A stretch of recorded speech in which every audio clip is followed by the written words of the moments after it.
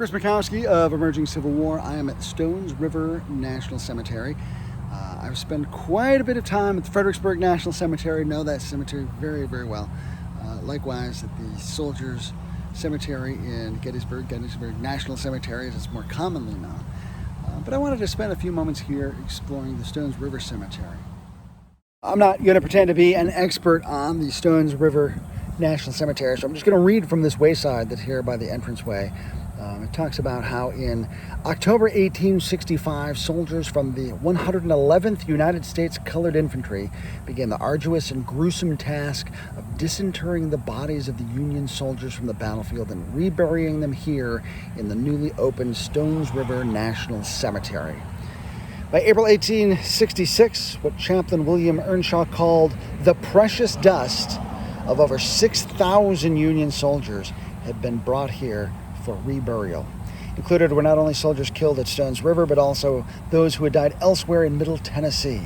Of these, 2,562 are unknown.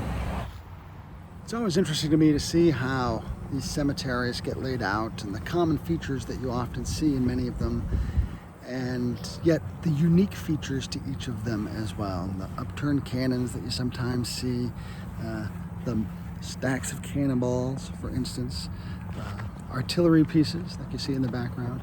Yet each one of these national cemeteries has its own unique flavor and sense and spirit to it as well, which makes each worth stopping and exploring and learning about and getting a feel for.